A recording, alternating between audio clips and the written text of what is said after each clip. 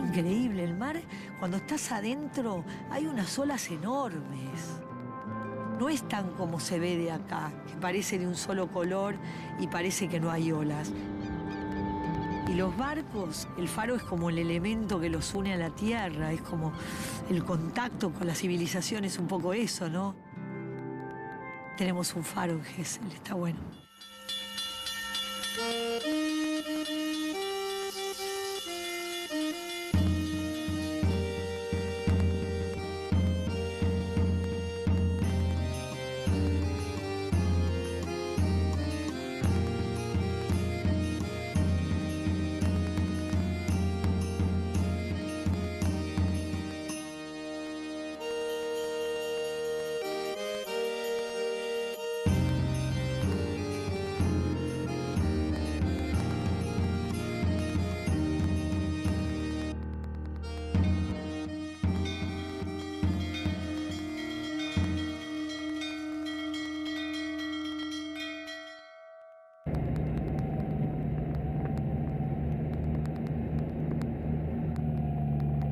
A unos 30 kilómetros de la ciudad de Villa Gesell, siguiendo por la costa hacia el sur, los médanos se elevan sobre el horizonte hasta transformarse en gigantescas dunas.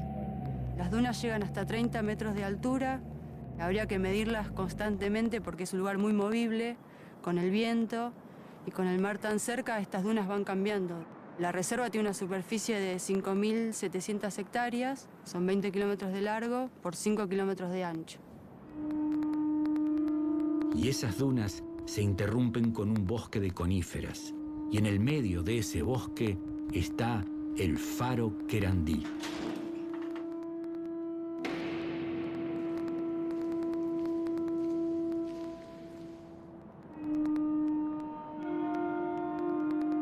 Su torre de mampostería de 54 metros de altura, que puede verse desde la ruta interbalnearia, está pintada con franjas negras y blancas.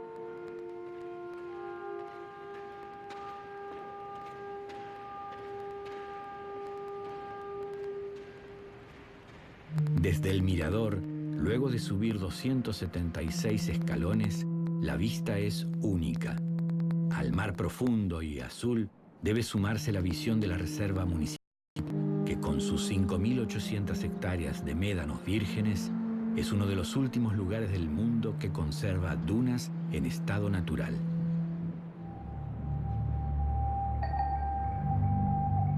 La misma gente que vivía acá empezó a hacer esta forestación para proteger al faro de los vientos, de estas arenas que se mueven también.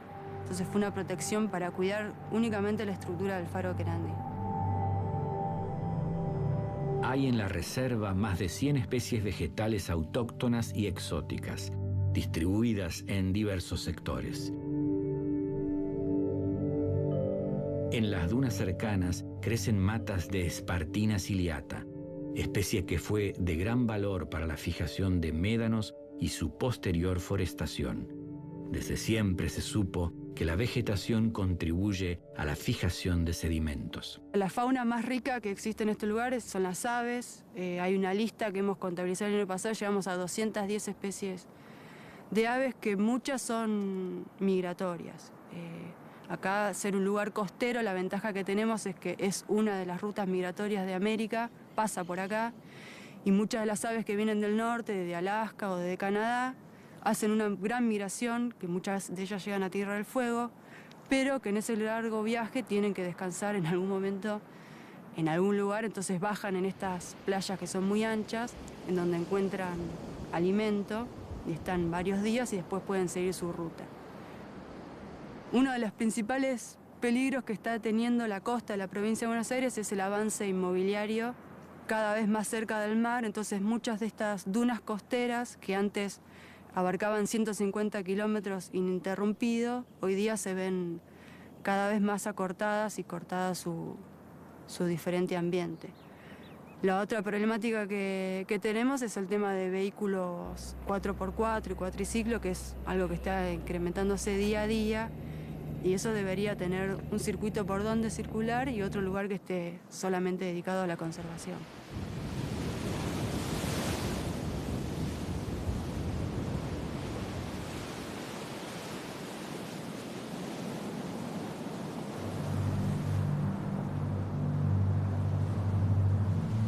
faro había sido fundado en 1922. Los torreros de aquel entonces tenían múltiples tareas.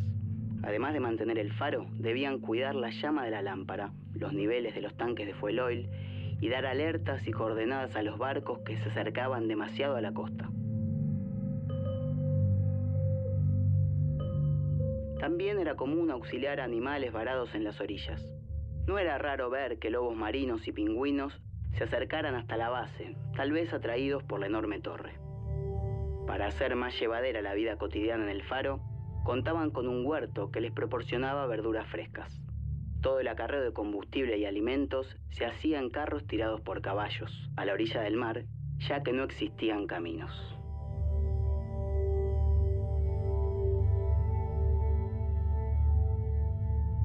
Cuenta la leyenda local que en los crudos meses de invierno, un hombre llegaba hasta el faro para compartir con los torreros, además de mates, bizcochos y algunos tragos de ron, los secretos y avances en el sembrado de dunas. Era Carlos Gesell, quien en 1931 dejaría Buenos Aires para luego de comprar 1.650 hectáreas de arena y dunas salvajes, levantar la primera casa de la zona. Pionero y creativo incansable, proyecta, entre otros inventos, un mecanismo para aprovechar la energía producida por las mareas, una plancha anticorrosiva para barcos, su versión de la fotografía en color y de la heladera eléctrica. Pero no le basta. Sueña con un bosque de pinos que le dé madera barata y buena para su fábrica de muebles. Y para lograrlo, se lanza a la improbable tarea de afirmar los médanos. No quería crecer nada, primeramente porque la arena se sobrecalienta con el sol. Y entonces hay muy poca flora autóctona que lo soporta. En realidad, don Carlos recién pudo fijar en gran escala cuando empezó a vender terrenos y entró dinero como para comprar paja del campo. Entonces sembraba primero, cubría después y después plantaba entre lo sembrado los árboles. Y con ese sistema después ya dejó de ser un problema la fijación. En 1932 construye una casa sobre la arena, a pocos metros del mar. Sigue en su persistente lucha. Los árboles prenden. Instala un vivero y planta 30 hectáreas de acacias y pinos, pero no dan los resultados esperados. Gesell no se desanima y sigue luchando contra el viento. Hacia 1938 incorpora a la forestación una planta australiana, la Acacia trinervis, de gran supervivencia a los fuertes vientos marinos. Finalmente, los médanos se fijan y nuevas especies son plantadas. Es el principio de la villa. El milagro de que la villa se pudiera desarrollar fue que don Carlos empezó esto sin dinero. Él vivía, toda la familia vivía de sus patentes que usaba la Casa Gesell, que él antes fue socio gerente. Era muy costoso traer querosén desde Madariaga, así que calefacción no había que arreglarse. Frazadas teníamos suficientes. Siempre me recuerdo, teníamos chivas. Mi primo las llevaba todas las mañanas a un bajo distante para que no se comiera la vegetación por la playa. No eran muchas, eran 5 o 6. Se quedaban todo el día y a la tarde las iba a buscar.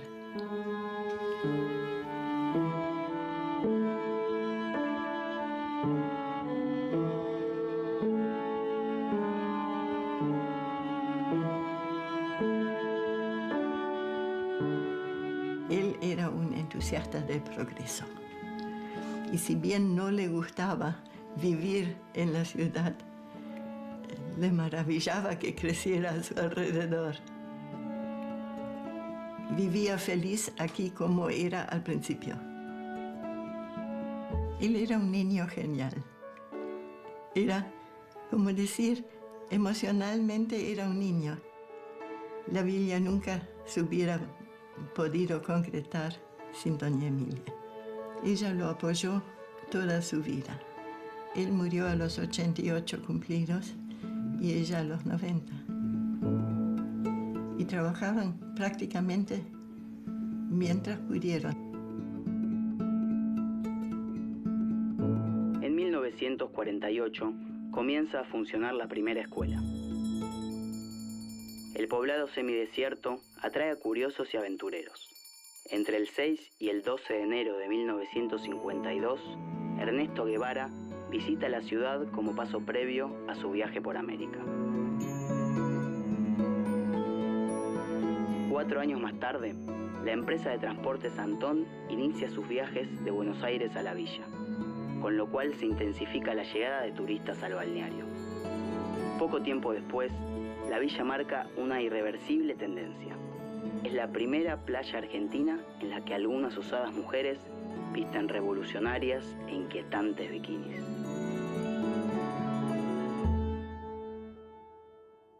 A fines de los años 60, entre algunos jóvenes empezó a circular un rumor. Había un lugar en la costa argentina en el cual podían estar como quisieran. Eran en general apolíticos, pero fuertemente cruzados por la poesía y la música. Estos náufragos no llegaban en balsas, pero sí traían carpas y mochilas a una villa Gesell casi desierta. Hay muchos que viven todavía, que están medios ocultos y que siguen haciendo artesanía y que siguen defendiendo un poco esa manera de vivir y lo que tenía que ver con la ecología y lo que tenía que ver con esa vida sana, porque era muy sano. Era muy de puertas abiertas. Si alguien golpeaba las palmas, estate seguro que no lo conocías, porque entrábamos y salíamos de las casas todo el tiempo. Artesanos, intelectuales y artistas naufragaron en un mismo tiempo y espacio, envueltos en jeans, melenas, túnicas y zuecos, durmiendo en casas prestadas o en carpas entre los médanos y el mar. Algunos se quedaron, pero hoy la mayoría está tan lejos de aquella vida alrededor del mar y el faro como de los sueños que tenían cuando llegaron. Yo vivía con mi marido en ese momento y con mi hijo chiquito.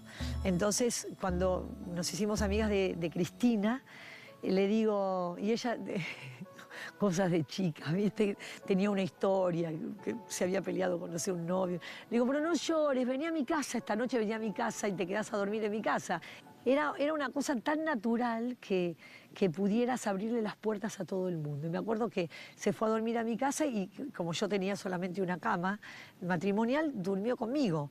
Y mi marido, yo y ella. Y mi suegra, cuando se levantó a la mañana y nos trajo mates, se encontró con 3. Dijo, qué fácil. En la década del 70 se declara ciudad a la villa, que tiene el mayor índice de crecimiento del país. Se va construyendo de norte a sur paralela a la playa, con calles de arenas que mientras viva Gesell no serán pavimentadas. Pronto aparecen los primeros edificios de propiedad horizontal, los dúplex y todo tipo de viviendas colectivas que empiezan a cambiar la imagen de la ciudad.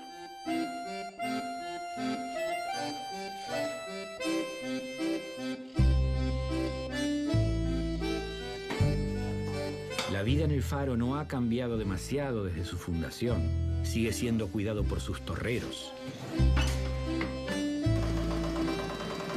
La dotación realiza múltiples tareas: cuidar la luz, la torre, el área del bosque lindero y ocuparse del mantenimiento de las instalaciones de la base.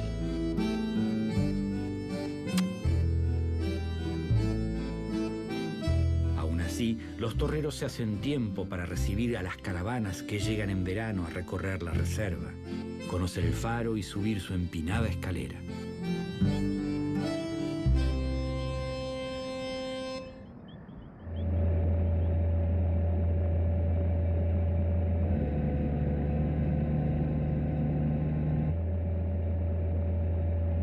Siguiendo por la costa a unos 200 kilómetros al sudeste, se encuentra el faro Quequén, que tiene la vital misión de guiar a los barcos que navegan en esta zona de permanente riesgo.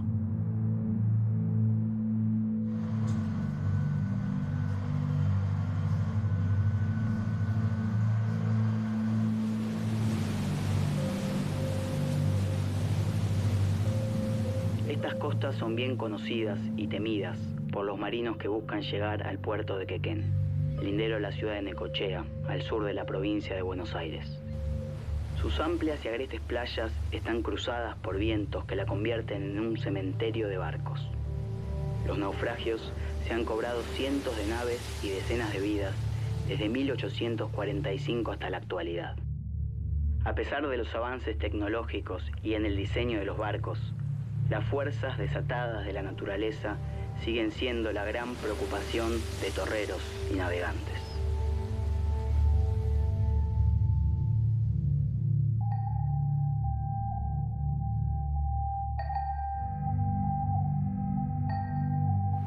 Son vientos del sur que duran a veces 3 días con una intensidad que son superiores a los 100 kilómetros por hora, donde árboles, postes de luz, teléfono, todo cae.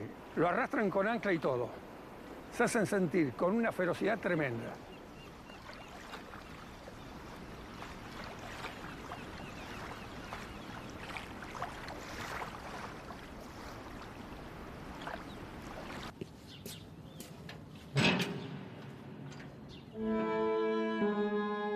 Para auxilio de los navegantes existe el faro Quequén, constituido en un permanente guía de los buques, pero también en un atractivo local.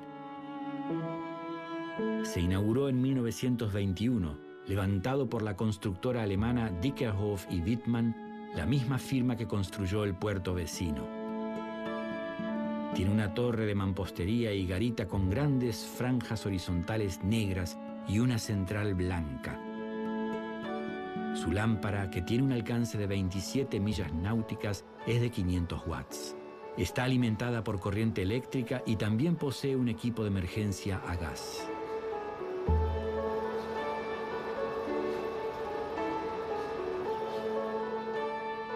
A sus pies se plantaron 5.000 eucaliptus y 50.000 tamariscos para fijar el terreno.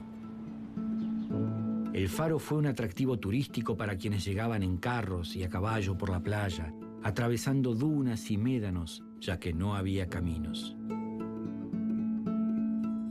Este faro es el único del país que tiene un doble balcón y baranda. Todos los días, los torreros reciben de buen grado a los turistas y residentes que quieren subir la escalera de 163 peldaños que conduce hasta la garita, desde donde se aprecia el parque que lo rodea, el movimiento de los barcos en el puerto y la cercana Necochea. Es un faro que posee una altura sobre el nivel de mar de 67 metros en total, divididas en 34 metros de la estructura física en sí, lo que se ve, más una elevación de 33 metros construida como base para sumar más altura.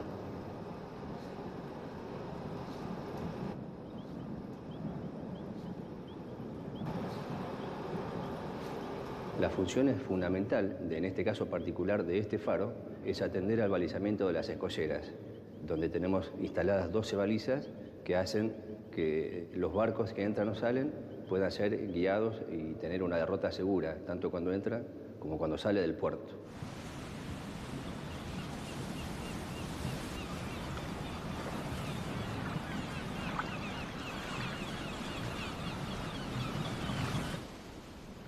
El faro también parece encandilar a los cineastas. En torno a él, Mario Soffici filmó La Dama y el Mar. Javier Torre hizo El Camino de los Sueños. Y Theo Kaufman, su historia de 2 hermanos marginales en Los Perros de la Noche. El documental Balnearios, de Mariano Ginás, habla de la casi desconocida Costa Bonita.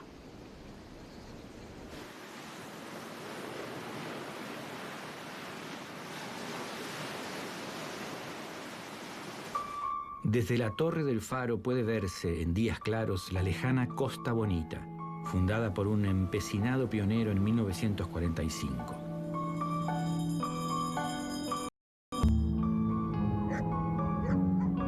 En aquel entonces era casi una aventura llegar hasta esta pequeña pero encantadora franja de mar de arenas gruesas y formaciones rocosas, que les dan a estas playas un marco sumamente agreste y diferente.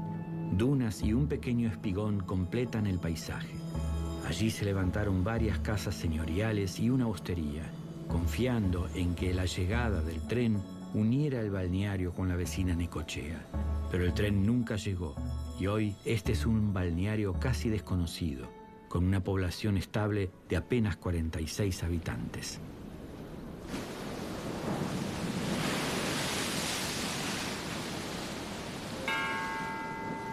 La Segunda Guerra Mundial llegó impensadamente hasta las cercanías de Quequén. En diciembre de 1939, el Kuma se hunde rápidamente a pocos kilómetros de la costa. Este barco era utilizado para transporte de pertrechos bélicos y su misión era asistir a la flota alemana que estaba operando en aguas de todo el mundo. Desplazaba unas 8.000 toneladas y tenía 130 metros de eslora. El Usukuma fue perseguido en silencio durante varias semanas por barcos ingleses al mando del comandante Harwood. Finalmente, fue interceptado por los buques británicos Ajax y Cumberland el 5 de diciembre de 1939. La tripulación alemana se enfrenta a dos posibilidades: entregarse o hundir el barco. A medianoche abren sus escotillas. Pese a ello, los ingleses se apoderan de la máquina de códigos Enigma, que permite enviar mensajes cifrados a otros barcos de la flota alemana. Entonces envían un mensaje al acorazado alemán Graf Spee, dándole coordenadas para reabastecerlo en el mar. Este barco estaba fondeado en la boca del río de la Plata. La trampa da resultado y el barco se encuentra con los navíos ingleses. Luego de una desigual batalla y con el timón dañado, el Spee se refugia en el puerto de Montevideo, pero las autoridades locales se niegan a repararlo y reabastecerlo, y le dan 3 días para zarpar. El capitán Langsdorff, comandante del Spee, luego de poner a su tripulación a salvo, hunde el barco y 2 días después se suicida en Buenos Aires.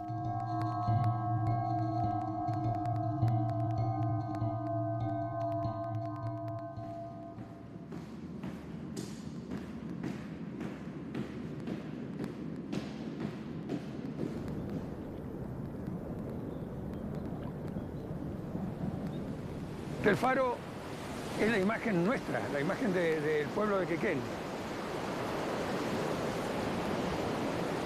Tal vez el faro sea uno de los mayores atractivos que produce en la gente para que se sienta tan a gusto y feliz en esta zona.